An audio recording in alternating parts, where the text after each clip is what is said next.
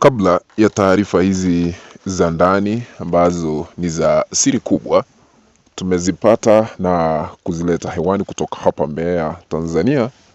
Naomba ikiwa wewe ni mgeni, chukua sekunde moja tu, bonyeza batoni ya subscribe, washa kengele ili kuendelea kupata taarifa hizi kemkem kila wakati.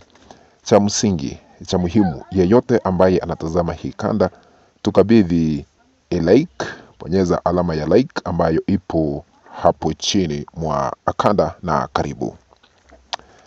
Taifa letu la Tanzania limeweza kushuhudia giza kubwa ambalo limeweza kuleta mtetemeko mkali baada ya Mafwele na Paul Makonda kushirikiana huyu Bashite ili kumuua maskini kiongozi wa chama cha Chadema katika taifa letu la Tanzania, Tundu Antipas Lissu. Iko hivi, unavyotazama kwa skrini yako, huyu ni mwanaharakati anaitwa Hilda Newton.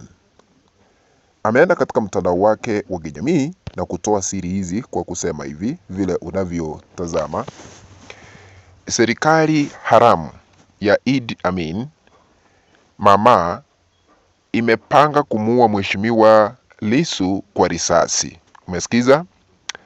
Akaandika kwenda chini akisema, nimejulishwa kwamba baada ya serikali haramu ya Idi Amin mama kuona mbinu zao zote za kutaka kummaliza Mheshimiwa Lissu huko gerezani zinavuja, sasa wamekuja na mpango mwingine.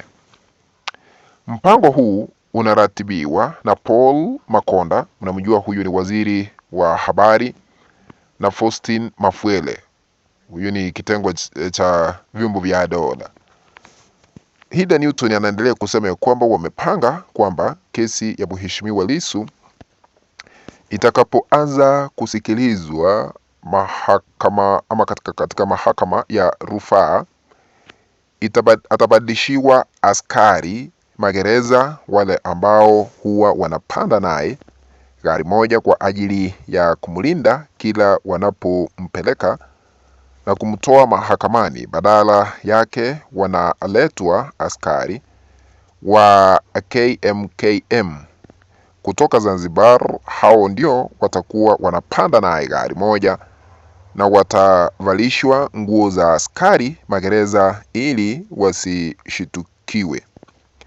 Wamepanga kwamba mara baada ya kesi kuhairishwa, Mheshimiwa Lissu atakapokuwa anatolewa mahakamani kule Ukonga,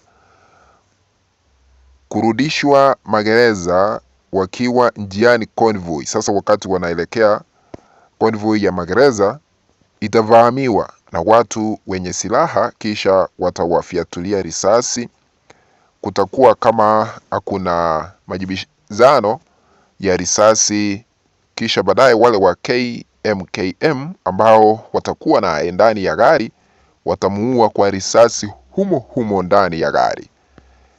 Kisha baadaye serikali haramu itakimbilia kwenye media kusema kwamba kauawa na watu wasiojulikana.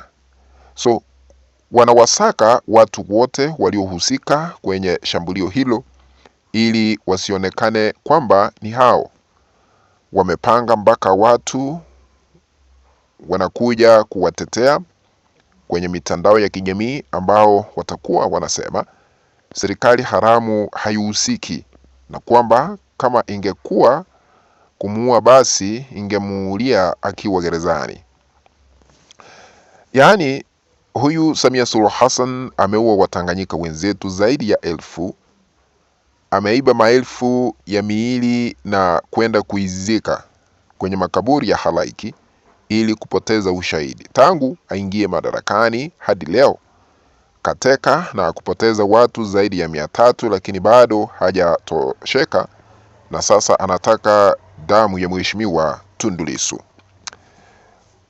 Hilda Newton akamaliza akasema, wapendwa, kama tusipopambania Mheshimiwa Lissu hawa watu watammaliza, huku tunaona maana mpaka sasa wameshagundua kwamba hawana ushahidi wa kutosha kumtia hatiani ili wamnyonge, ndio maana wanapanga njama za kutaka kumuua kwa risasi akiwa bado mikononi mwao. Samia Suluhu Hassan anachukia Mheshimiwa Lissu kiasi kwamba anatamani kuona akiuawa ili asionekane tena kwenye uso wa dunia.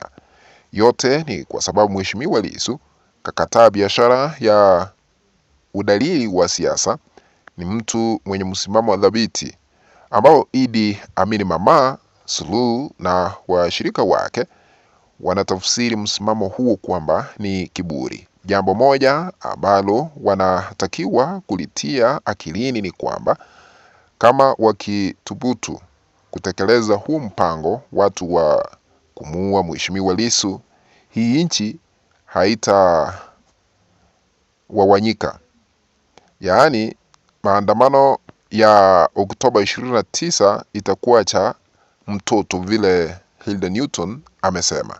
Hawa KMKM ni miongoni mwa vikosi ambavyo Mama Samia Suluhu Hassan alivyotumia kuua maelfu ya Watanganyika Oktoba 29. Sasa hizi ni habari za ndani. Unajua serikali ya Samia Suluhu Hassan inajaribu kutumia nguvu zote za kummaliza Mheshimiwa Tundu Lissu, vile huyo mwanaharakati ameweza kudai. Niliweza kuanika yale ambayo yanaendelea hapa Tanzania. Samia anatumia watu wake, wanaenda kwa familia ya Tundu Lissu kumwongelesha Tundu Lissu akubali aende Ikulu kwa Samia, wakubaliane asalimu amri kufanya siasa hapa Tanzania, kisha baadaye awekwe kwa ndege aondoke nchini. Hiyo ndio njia Samia Suluhu Hassan atamuokoa Tundu Lissu. Lakini Tundu Lissu amekataa kukubaliana kufanya kazi pamoja na Samia Suluhu Hassan, vile anataka asalimu amri, aseme ameachana na siasa na amtoe katika taifa la Tanzania, mpeleke taifa lingine nje. Sasa Tundu Lissu amekataa hizi mbinu zote. Sasa wamepanga njama. Kuna watu watatoka kule Zanzibar anakotoka Samia Suluhu Hassan, waingie kwa gari ambalo Tundu Lissu atakuwa anatumia kuelekea mahakamani. Mashambulizi wameyapanga, wavae sare za askari jeshi ili wakifika katikati mashambulizi yaanze. Kuna wengine watakuwa njiani ili ionekane wameshambuliwa njiani, kisha baadaye wale ambao wako ama wapo mule ndani ya gari pamoja na Tundu Lissu wamfiatulie risasi na kumuua. Kwa hivyo, kwa sababu ushahidi umekosekana wa kumtia hatiani Mheshimiwa Tundu Lissu kuhusiana na uhaini, kesi ya mchongo, kesi ambayo anapambikiziwa kufikia sasa, wanataka kutumia nguvu ili kuondoa uhai wa Tundu Lissu. Na kuna habari za ndani ambazo zilikuja tukaziweka hapa hewani kwamba Mheshimiwa Tundu Lissu anaogopwa sana na serikali ya Samia Suluhu Hassan, kwamba akithubutu kumwachilia atakinukisha na kumupindua mamlakani Samia Suluhu Hassan. Ndio maana Samia anaogopa kumwachilia huru Tundu Lissu. Sasa wamefika mahali wameamua, mipango imewekwa na huyu Pashite na Mafuele. Mnajua mchafuzi mkubwa, muuaji ambaye ni Mafuele hapa Tanzania amefanya mambo mengi. Mnajua mambo ya utekaji nyara, mambo ya kulawiti, mambo ya kuwaua hapa na pale, kupotezwaji,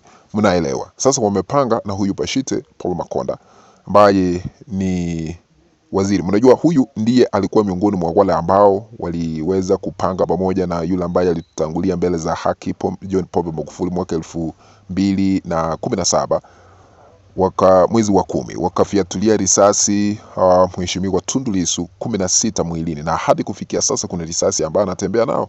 Pashite alijaribu kumuua lakini wakati huo hakufanikiwa. Na sasa wameanza kupanga na Mafuele ili ni kivipi wanaweza kumuua huyu Tundu Lissu, lakini hayo yote wanafanya yamefichuliwa. Unajua hata ukifanya jambo lolote ingawa siri ni ya mtu mmoja, sasa yule ambaye mnapanga naye mmoja wao ama kama wawili watatu, mmoja wao lazima atatoa hizi siri. Ndio maana zimetufikia katika meza yetu ya habari, ndio maana zimefikia wanaharakati kuhusiana na mipango maalum ya kumuua Tundu Antipas Lissu. Lakini wanaharakati mbalimbali hapa Tanzania wanaendelea kusema ya kwamba ikiwa watajaribu kumuua Mheshimiwa Tundu Lissu kitanukishwa na maandamano yaliyoshuhudiwa hapa Tanzania 29 mwezi wa Oktoba mwaka jana. Kutakuwa kama maandamano ya watoto. Kile ambacho kitashuhudiwa ikiwa Tundu Lissu atauliwa, hamna yeyote ambaye anaweza kueleza. Kwa hivyo hao ni wanaharakati wakiongozwa na kina Hilda Newton wametangaza hayo ambayo tumeweza kuchapisha hewani. Lakini kwa kusema ukweli halisi wa mambo, huyu Tundu Lissu ni baba wa watoto. Huyu Tundu Lissu ni mzee wa mwanamke. Huyu Tundu Lissu ni kiongozi wa Chadema. Huyu Tundu Lissu ni binadamu. Mbona anapangiwa kutolewa uhai kwa sababu ya siasa? Siasa ni za miaka 5, 10, unaondoka unaenda nyumbani. Hii mambo ya kumsumbua Tundu Lissu inastahili kufikishwa mwisho. Mambo ya kushupaza shingo, kutomwachilia, hutii yale ambayo Umoja wa Mataifa unasema, siku moja kitakuramba, kwa sababu maisha ya binadamu yanastahili kutunzwa. Sasa hivi Tundu Lissu yuko gerezani mwaka mmoja sasa tangu alipokamatwa mwezi wa 4 tarehe 9 mwaka jana 2025. Alimaliza mwaka mzima.